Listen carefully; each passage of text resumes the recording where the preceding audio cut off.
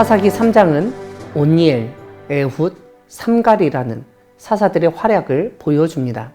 사사기 개관에서 말씀드렸듯이 사사기에는 뚜렷한 패턴이 나타납니다. 오늘 본문은 그러한 패턴을 분명하게 보여줍니다. 먼저 이스라엘 백성이 하나님 앞에서 악을 행하고 하나님을 망각하고 이방 신들을 섬기는 죄를 범합니다. 다음으로 하나님이 진노하셔서 이스라엘 백성을 다른 민족에게 고난받게 하십니다. 세 번째로 이러한 고난 중에서 이스라엘 백성은 그들의 하나님께 부르짖습니다. 네 번째로 그러한 부르짖음에 하나님이 응답하셔서 구원자, 즉 사사를 세워 구원하게 하십니다. 오늘 본문 앞부분은 이러한 구조에서 이해할 사건으로 온니엘의 역할과 그와 싸웠던 이방 민족의 지도자를 우리에게 알려줍니다.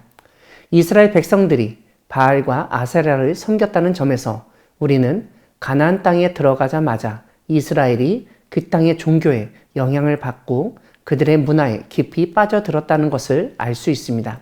이 바알과 아세라는 전형적인 풍요신으로 그 당시 남녀신으로서는 가장 유명했습니다. 특히 이 바알과 아세라의 종교에서는 성적인 교합으로 인한 생명 탄생과 번식을 중요하게 여겨서 인간들 역시 그러한 성적인 활동을 하여야 삶에서 풍요롭게 살 수 있다고 가르쳤습니다. 아무튼 이렇게 우상을 섬긴 이스라엘 백성에게 하나님은 자신의 언약을 어긴 것을 깨닫게 하고자 주변의 민족을 통하여 교훈 작업에 착수하십니다. 오늘 우리에게 알려진 민족은 메소포타미아 왕 구산 리사다임인데 이 민족은 유프라테스 강과 티그리스 강 사이에 있던 부족 공동체 혹은 나라를 세웠습니다. 이스라엘은 이 왕에게 고난을 당하여 8년 동안 어려움을 겪었다고 합니다. 그때 이스라엘 백성이 하나님께 부르짖었다고 합니다. 그래서 하나님은 그 메소포타미아의 구산 리사다임 왕과 대결할 한 명의 구원자를 세우셨습니다. 그의 이름은 온니엘이었습니다. 그는 갈렙의 아우 그나스의 아들이었다고 합니다. 우리는 이 온니엘이 그의 형 갈렙처럼 믿음이 뛰어나고 용맹이 있어서 사사로서 전쟁 능력을 잘 감당했다고 여길 수 있습니다. 하지만 오늘 본문 10절은 그의 믿음과 힘, 용기와 지혜의 원천이 어디에서부터 나왔는지를 확실하게 알려줍니다. 다름 아니라 하나님의 영, 즉 성령이었다는 것입니다. 이 말씀은 그 모든 것이 바로 하나님으로부터 유래했다는 사실을 알려줍니다. 따라서 하나님의 백성을 이끄는 지도자에게 반드시 갖추어야 할 사항은 하나님의 영, 성령의 능력임을 알 수 있습니다. 오늘 본문 뒷부분은 이스라엘 자손이 모압 왕 에글론을 18년 동안 섬기게 되었고 결국 여호와 하나님께 또 부르짖습니다. 하나님이 그들을 위하여 한 구원자를 세우셨는데 에훗입니다. 그가 모압 왕 에글론을 죽이고 모압 사람 10,000명을 죽이는 대전쟁을 치루어 80년 동안 평온하였다고 알려줍니다.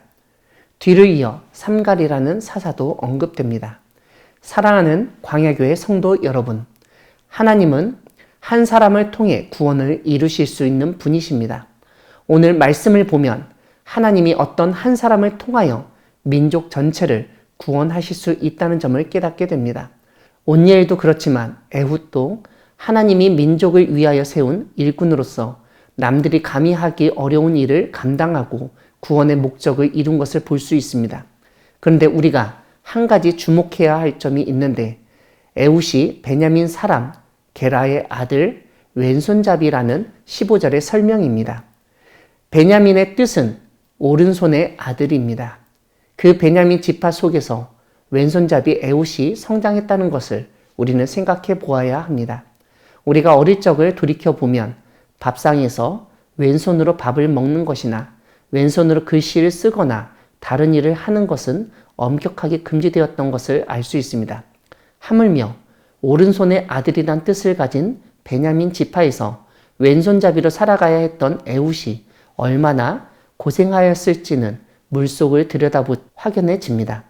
그런데 이것도 양이 차지 않는지 성경을 기록한 저자는 이 에훗의 아버지 이름이 게라였음을 언급하고 있습니다. 히브리어로 게르는 나그네를 뜻합니다. 아버지가 그러한 이름을 갖고 있다는 것은 에훗의 가정 형편이 그리 좋지 못했을 것으로 쉽게 짐작할 수 있습니다.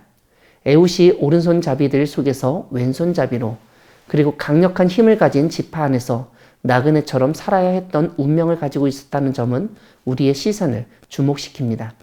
에훗이 오른손을 못 쓰기 때문에 왼손잡이가 된 것인지 아니면 오른손은 괜찮지만 그냥 왼손잡이인지 본문에서는 확실하지 않습니다만 일의 진행을 보면 오른손을 못 썼을 가능성이 큽니다.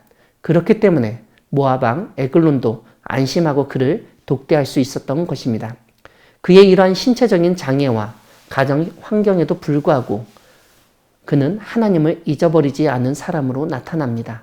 비록 그가 조공을 바치는 일을 담당하였을지라도 그는 모압 왕 앞에서조차 하나님의 이름을 언급할 정도의 사람이었음을 알 수 있습니다.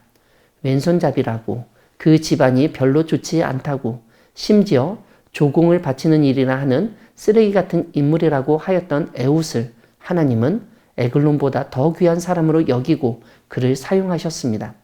이렇듯 하나님께서는 우리 주위에 있는 장애인이나 심지어 우리가 매국노라고 부르는 사람을 통해서도 놀라운 일을 하실 수 있는 분이십니다. 하나님이 이 나라와 민족을 위하여 하실 놀라운 일을 믿으며 나아가는 우리 모두가 되기를 소망합니다. 아멘.